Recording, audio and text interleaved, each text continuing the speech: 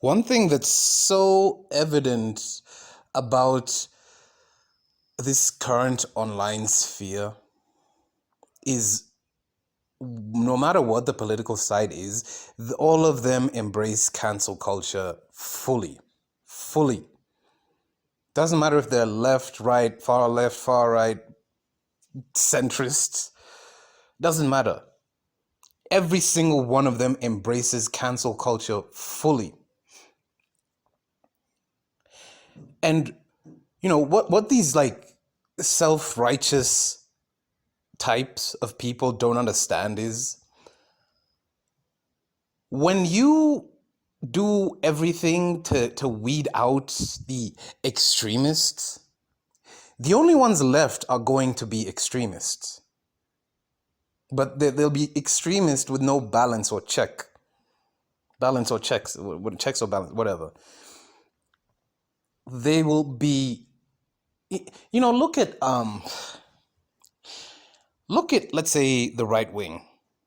Look at conservatives. Look at their relationship to Trump. There's people who straight up worship Trump. Like they are in a they are in a cult of Trumpism, right? They literally worship the guy. Like you can't even argue that they do anymore. Like they pray to this man. They draw him like in a drawing where it would be Moses. They've drawn Donald Trump with like a American flag and a Bible and like an eagle sailing on top of him. Fucking hilarious. I'm all for it, by the way, because technically it's a blasphemy, but I'm all for it. Still proves that they are in a cult. He's like the second coming of Jesus for them. But then you also have conservatives who are vehemently against Trump, but not against the things he pushes. They just don't like him. And the American right wing is going through a purification process that is only going to leave the worst specimens behind. The only people left are going to be the absolute worst scum of humanity left behind. I can't really say this about the American left because, to be really honest, it's almost non-existent. And the reason I say this is, even right now, you can go online and watch like far left, quote unquote, or left wing content creators and everything. And it'll get to a stage where they'll just be co-signing what the American political status quo has always been. Not only will they get to that point, and especially when it comes to like indigenous people fighting back or fighting for their rights, fighting for their land, fighting for their own autonomy, the left wing in American politics just toes the line with the status quo. They do. You can say, I can't say that it's not there, but it's an incredibly diluted, lukewarm, and almost practically non-existent in some cases. But I digress. I wanted to focus on how these corporate platforms, and these corporate platforms they're about to make that turn, that turn from supporting the SJW mobs to just doing what the fuck they want. And they've been doing it for years now, if you haven't paid attention. And it's not really about their terms and conditions. They do what they have to do to keep the advertiser money rolling in, right? And that means, banning swear words, banning abuses of people or whatever. They don't really do it with regards to banning hate speech against men, right? They had to be forced to remove the hashtag kill all men hashtag, yeah. They had to be forced to remove the hashtag kill all men. For years, you could easily just type in kill all men on Instagram or Facebook or Twitter, and you could see the millions of quotes, the millions of tweets about killing men. They had to be forced to remove it, right? But these corporations are about to make a turn. Like, I don't know if you've noticed, I don't know if you paid attention, but a lot of tech companies have they're not crumbling, but they're suffering. They're losing a lot of money, right? They're losing a shit ton of money. There's very few tech companies that are still, keeping up with that profit trajectory that they've had for so long. Facebook itself is just shitting its pants, and I'm so happy to see it. I really am so happy to see it. I mean, Twitter, heck, Elon Musk just bought Twitter, and it's already he's circling the joint. Like, the thing about Elon Musk, as much as a mental manlet he is, and this whole Twitter thing was just, it's like it's sort of like his prized trophy, I would say, of all the things he's done in recent years. He's going to tank this company. This company is going to go down, and I'm so happy to see it. I thank Elon Musk for burning Twitter to the ground, right? In his own way, right? In his own self-absorbed, fart-sniffing way. Twitter is going to go down, and Twitter hopefully will go the way of Tumblr, right? See how irrelevant Tumblr is after being so at the forefront of online politics for like 2013 to like 2017. It's going to happen to Twitter, and I'm so glad to see it. That's not the point. With these recent cancellations that they've been doing, you know, somebody like Andrew Tate now, let's say he's going to be the pinnacle of anti-cancel culture, or the rebel against cancel culture. He's going to be at the forefront of it for a long time to come. Maybe not a long time, maybe a few years, because the internet trends change very quickly. But Andrew Tate, while you can criticize the things he says, you don't have to agree with the things that he says. The way he tackles things head on, he goes on to Piers Morgan, he goes on to all these shows and presents himself and presents his case. It really just shows how much there's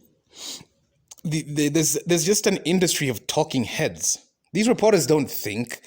They don't actually ask him any meaningful questions. They just ask him, so, are you a misogynist? Right? What the hell are you supposed to even answer to that? I'm not trying to say I'm an Andrew Tate fan at all. Like, at all. He has very scummy business practices. And I say scummy because I see what they're doing to the consumer. But if you're like a marketer, then they're really brilliant, right? When this, and it's this purity test, this political purity test, that is why it's going to leave only extremists, because it started offline, right? This purity test of, how down for the cause really are you? How much of what we say do we actually believe, or how much of what we say do you actually believe, Because it's like I brought up the example of Trump, right? Like, they have treated Trump like he's the second coming of Jesus, and you can't really be a Christian if you don't believe in Trump. Yeah, it's gotten to that stage. I'm not joking. You can't be a Christian if you don't believe in Trump as the I don't know, the God Emperor or the future dictator. I don't even know. I don't even know what these people are thinking anymore. I'm genuinely curious. I'm genuinely curious what goes through the mind of somebody who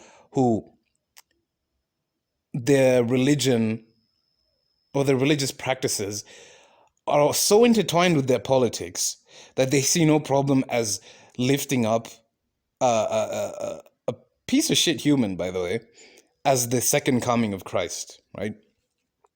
Or as some prophet, or like some rolling out the red carpet for whatever capitalist Jesus they believe in.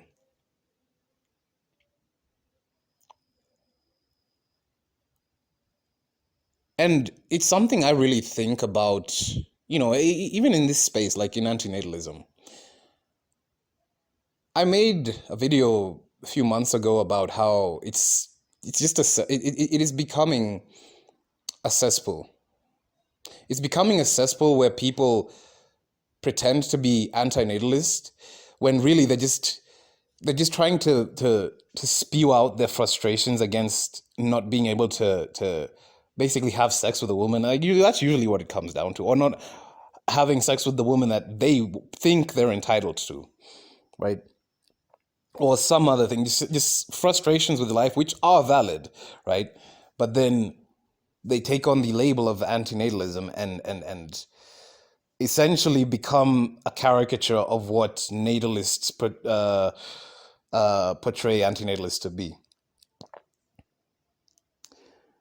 I don't want there to ever be a situation where we're doing purity tests over here. There is some certain level of there's some certain things I would think we have to agree on. Otherwise, what the hell are we even talking about, We can just create an idea and all of us agree to it or not, or we can debate about it, or we can have our own understanding of how we interact with it. You would like I would like to believe that if you don't believe in having children, if you don't believe in having children, if you don't believe in imposing your beliefs onto others, I'd say those are very two things. Those are two key aspects that go hand in hand when I talk about antinatalism. Because even in my daily conversations, I'll still talk to people who, they're talking about their children or having children or, getting married or, like all this other stuff that we talk about or criticize all the time. But my instinct isn't to be like, well, what kind of asshole do you think you are? What kind of breeder mentality is that's not even that's kind of an unhinged way to talk to somebody, right? No matter how right you may be, it's really unhinged, and you're not even going to get your point across. You're not actually going to do what you think you're going to do. I've said it before, these people think like children. Natalists are children. Parents are the children. You have to talk to them the way you would talk to a child, but not even you can't even talk to them the way you talk to a child. Children understand. Children do understand that if they're rowdy, if they're chaotic, they are just learning to explore the world. They are learning the limits. They are learning to push their limits and everything, right? But they do fundamentally understand when you tell them something. They do. They do. They just like they just want to explore. They just want to, venture out or whatever the case. Adults know better. They've experienced more. They've been exposed to more. They know better, but they continue to make worse decisions than children. So if you're dealing in an environment like that and you want to convince people that bringing kids into this life is a terrible decision and they should probably avoid it, you don't want to talk to them like you're the school headmaster or the school principal or something. You don't want to talk to them like that. You have to you have to make them believe that it's their idea. You have to you just have to talk to them back and forth and get to a common ground where you can then lead them into what you want to present, and they will unambiguously be like, yeah, you know what, you're right about that, at the very least you can say that they agreed with you when you got to the point where you convinced them that having kids is a bad idea, even if they have kids after that, right? And the reason I'm saying this is because, if you have to start doing purity tests in your ideology, it's just going to become a form of extremism. It is eventually going to become a form of extremism that even you can't control. This current SJW mob, this current cancel culture mob mentality is going to be decimated by the corporations themselves, because it also interferes with the corporation's bottom line. Companies can't do certain things without being cancelled or dragged through Twitter or social media or whatever the case is. And even though they profit greatly from the cancel culture, if it gets to a stage where cancel culture is affecting their profits, they're just gonna cancel you. And then where are you going to complain, right? Where the hell are you going to complain and be like, oh, this censorship has gotten out of control, and yet, you know, you are pulling up some guy's tweets from like 7, 8 years ago about some slur he said to justify why he should be canceled right now for something else not related that he did. And you not seeing a problem with that, thinking you're in the right for that, but then you getting canceled for whatever the company deems necessary is so bad, right? It's so terrible. It's so awful.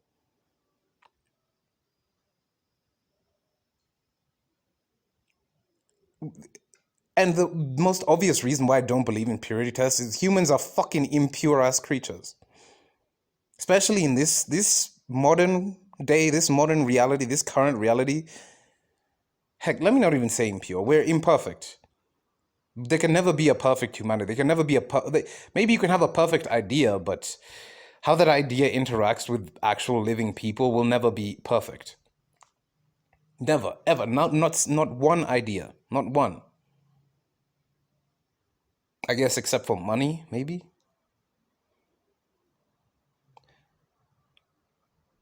But, you know, whenever you yourself feel the urge that somebody should get, and I mean cancel. I don't necessarily mean deplatform. There are people who deserve it. There are people who have misused their power, have misused their platforms to actively cause damage to other people's lives. Those people do deserve to be deplatformed. They do deserve to be punished. Yes. That's a heinous crime in my opinion. But that's not what we're talking about. We're talking about the cancel culture mentality. I'm talking about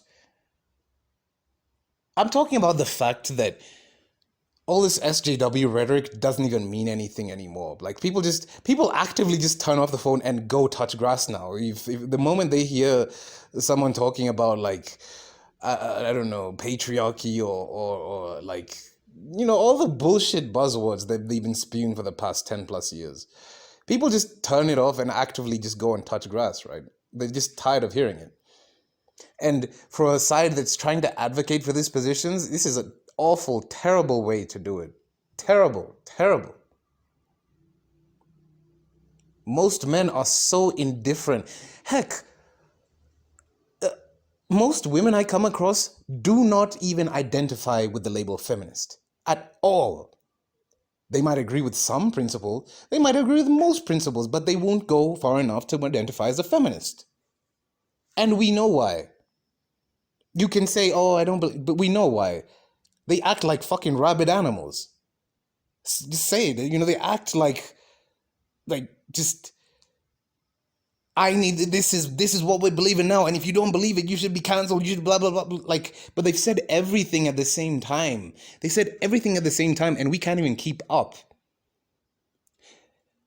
You can never, you know, once you've gotten to the stage where you've called all men violent, rapist, predator, murderers, oppressive slave owners, and that's all we've been hearing over and over and over on every single platform for the past 10, 15 years, right? For as long as social media has been around.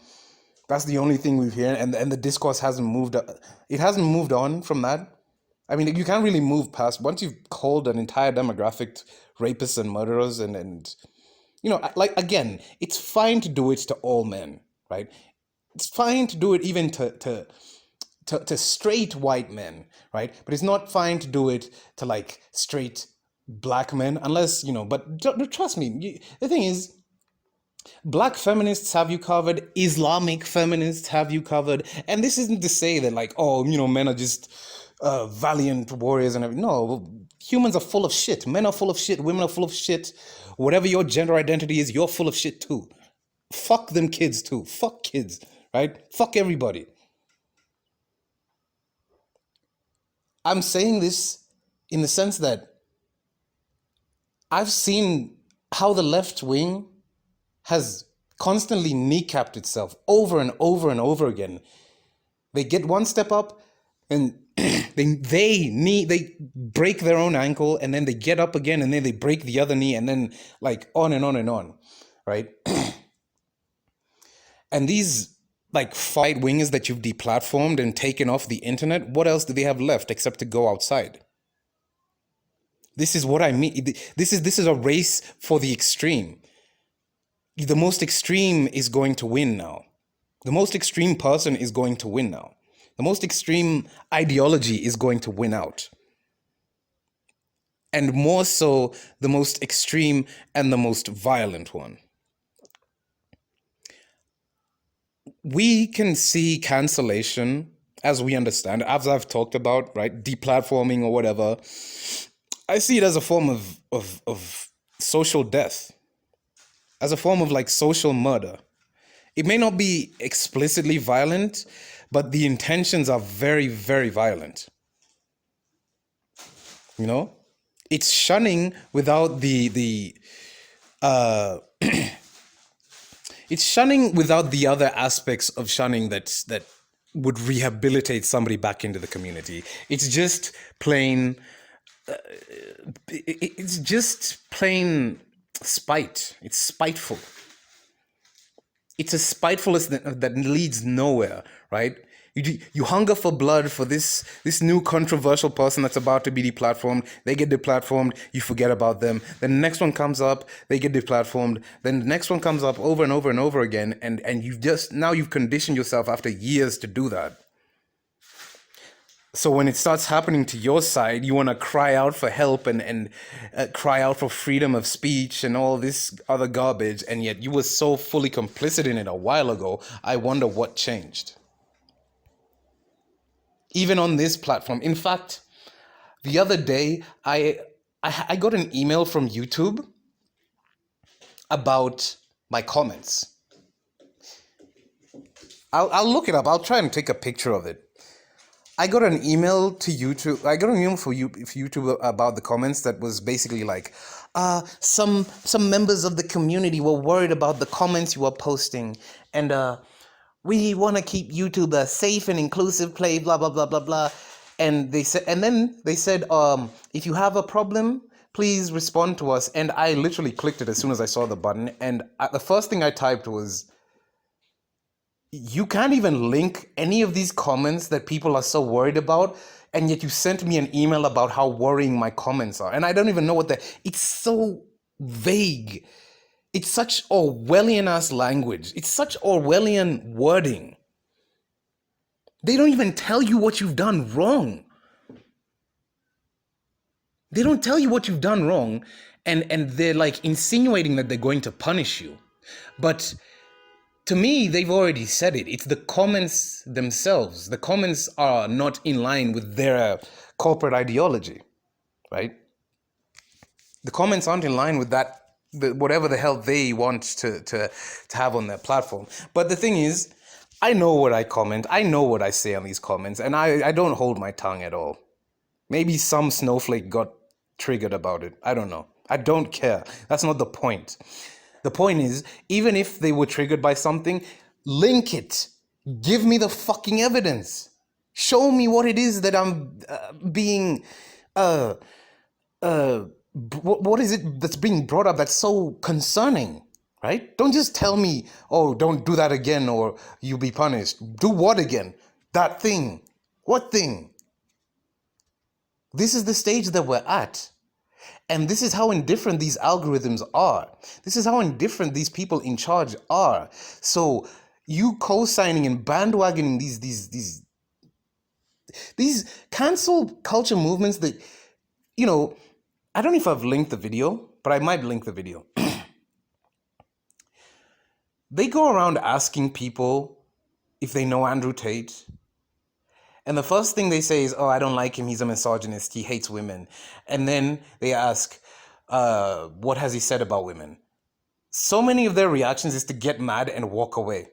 Or just ignore it and walk away. Or just literally walk away. Or they're like, I can't believe you're defending him. And then they just walk away. Somebody you have such strong negative emotions for, and you can't even say one thing. You can't even say one thing about why you dislike this person. That doesn't alarm you? That doesn't alarm even you if you're watching that. That doesn't alarm you? That doesn't show just how ignorant and complacent people are? Like, it's a mixture of ignorance, complacency, and self-righteousness. This is such a toxic mix I never thought I would see like this. So commonly. You know, this is why I always say, learn how to think. Learn how to think because I can't tell you how to think. I think for myself. I think for myself. I can't tell you to think for yourself. Maybe you don't want to, but learn how to think. It's the only thing that's going to save you from the things that we are currently ongoing, that are currently ongoing. Learn how to think. You don't want to find yourself on the wrong side of the past, the present, or the future. You don't. Especially when you have such a self-righteous ideology like what is the idea. Fuck, man. Can someone else speak for me, man? Like, really, I'm so tired of this shit. The self-righteous ideology that is currently at the forefront of online media, of online content, right?